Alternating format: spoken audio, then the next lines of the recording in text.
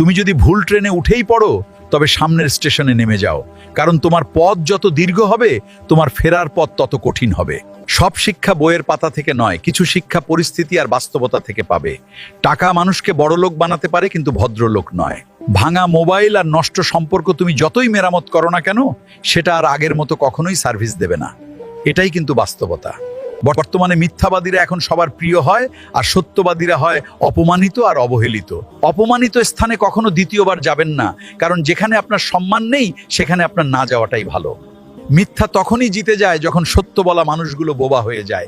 চরিত্র আর ব্যবহারের যত্ন নিন। দামি পোশাক আর গাড়ি বাড়ির মালিক হলেও ভালো মানুষ হওয়া যায় না। কোনো কিছু না খেলে যেমন স্বাদ বোঝা যায় না, ঠিক তেমনি খারাপ সময় না এলে মানুষ চেনা যায় না। কষ্ট মানুষের সারা জীবন থাকে না, কিন্তু কষ্টের সময়ে মানুষের ব্যবহারগুলো সারা জীবন মনে থাকে। কিছু রাস্তা আপনাকে একাই যেতে হবে, না থাকবে পরিবার, না থাকবে বন্ধু বান্ধব, শুধু থাকবেন আপনি আর আপনার ছায়া। মানুষের জন্য কখনো বাঁচবেন না, কারণ মানুষ বদলায়। স্রষ্টার জন্য বাঁচুন, তিনি একমাত্র অপরিবর্তনশীল। আমার এই কথাগুলো ঠিক মনে হলে ভিডিওটি শেয়ার করে দিন।